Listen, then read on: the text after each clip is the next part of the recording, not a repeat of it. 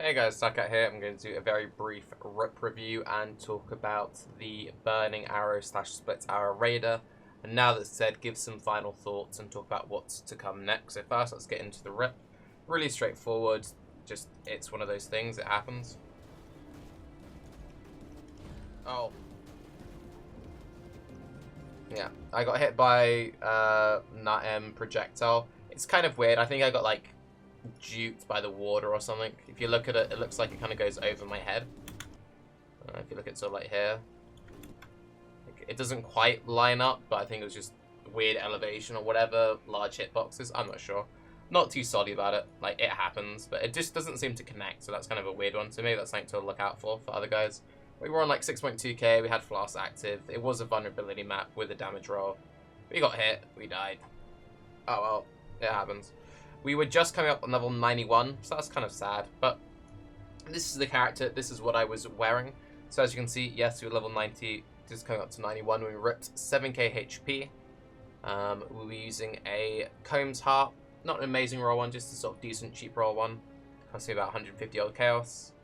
A whatever ring, this was okay, had a nice life roll on it, nothing that fancy. A high life roll Died Dawn. Pretty good gloves. I needed something with accuracy on it, solve my resist problems. Had all of that good stuff. Just a 5-link Zoff's Nurture. I had 2. One with a Burning Arrow setup of Burning Arrow, Fire Pen, Wed, Pierce, Slow Approach for single target. And the other one was a Split Arrow setup, which I used for AoE. A low roll Gull. I was actually looking to upgrade this with one with more life on it, just to get more scaling. But I'm still standing by the fact that the Gull is absolutely insane and should be used in every single build possible. Fairly whatever neck, again, just a case of it had life on it, it fixed my resistances. Signal fires on both. Signal fires give more damage than draw neck in this build, and they give you 100% conversion with the Zoffs, allowing you to use stuff like Split Arrow for AoE. Just really nice, pretty cheap. They were both about 10c each for 2 decent rolled ones. The most important thing is getting the gain X% of fizz damage to extra fire rolls up to 35%, and you can get 2 like decent roll ones, 33% for about 10c each. Dark Ray Vectors in my boots, just to get the Frenz Charge gen, and these were +1. They were giving +1 to my Anger, Herald, Blood Rage, and Grace. If I was mapping solo, I would run Anger and Herald Bash, but in the map that I died with, I was running with a friend of mine who was playing a Righteous Fire character who used EE. So I ran Grace when I ran with him. Basically, for maps where stuff seemed a little bit sketchy, I'd run Grace. For maps with no risk of dying, I would run Anger. And I was running Grace in the map that I died in. Then just a cast and damage taken setup and a Blink Arrow. For people who care about damage numbers, I'll just quickly get Frenzy Charges up. I'm not going to run any maps. I haven't got any maps to run in Standard, but I'll just get some Frenzies so you can sort of see what your numbers should look like if you want to compare. Let's get up to 9. Okay, so you're looking at a 34k Burning Arrow. Yeah, 37k, sorry, with Silver Flask active. 37k Tooltip in a 5-link. Nah. This was a character I actually really enjoyed playing. And I think the main reason I enjoyed this character was Split Arrow. And I kind of want to do something with Split Arrow going forward. Now, one important thing to note about this build is I was constantly toying the idea with running Grand Spectrums. And what you do to run Grand Spectrums is you just put one in each jewel all the way along here. So you get 1, 2, 3, 4, 5, 6, 7, 8, 9, and then you come up with this one for 10. You can go full Grand Spectrum and just use Split Arrow, which is what I was leaning towards doing. Or you can use 9 Grand Spectrum and still have Burning Arrow. And again, I was using Sudden Ignition to make my Burning Arrow a really good single target skill, but because I didn't have any 6-link, I was having to use the Split Arrow for AoE, because I needed the extra chance to ignite, so I was running the chance to ignite gem. With the whole Raider versus Pathfinder argument people have been having in the comment section recently, Raider, if you pump it into your calculators, actually does about the same, if not higher damage than Pathfinder with most setups.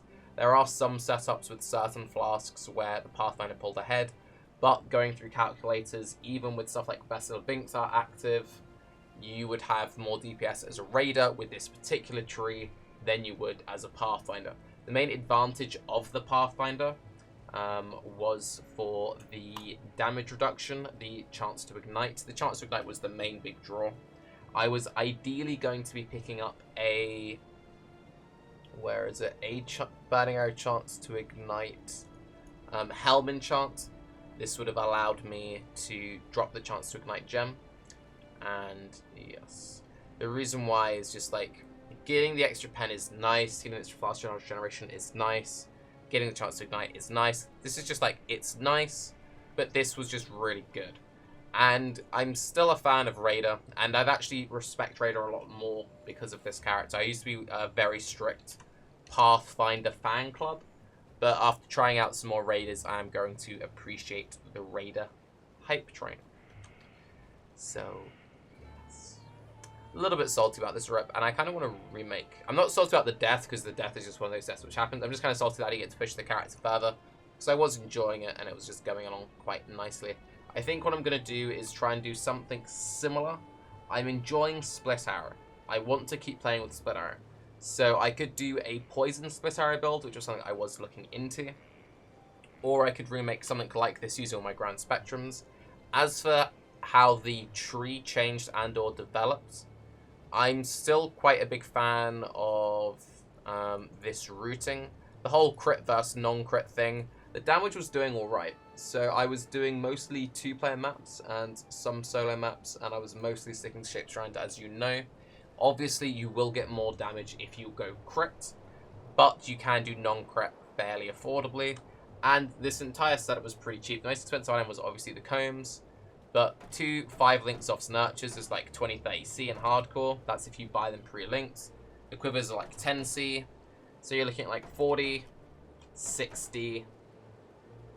You could get the entire character for less than 250C, including flasks, which is pretty affordable for what it was, and, you know, the level of survivability. Now, the whole phase acro thing, I'm still not 100% sold on the whole skip phase acro. A lot of people have been pushing me to skip phase acro, and I have skipped phase acro on my last 2 characters. And to be fair, on both of those characters, I haven't missed phase acro, but those have been characters mostly farming particular maps, not doing general everything content. And the second you do start messing around with stuff like Beyond and Breach, phase acro does become a lot more appealing. However, and this is a very important caveat, jewels are just busted. If skipping phase acro means you get an extra 1 to 2 jewels and just get more raw life nodes on the tree, getting like maximum life double damage mods is really important, especially in builds which double dip. So, I'm still not 100% on this. Still not sure. I used to be the guy who only took phase acro, but I think I might be leaning towards the acro-only lifestyle. Now, obviously, these builds still aren't amazing for hardcore, just because, as you see, when you do get hit, you get hit pretty hard. So you need a high health total.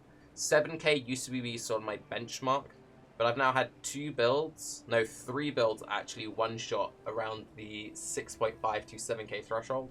So I might need to raise the health barrier even higher. We might have to start playing the 7.5 to 8k game. Anyone who is playing this build who is struggling with damage, I would highly recommend filling in this top section. This is just ridiculous amounts of proj scaling. Ballistic Mastery is just really nice proj damage, and the proj speed is huge quality of life.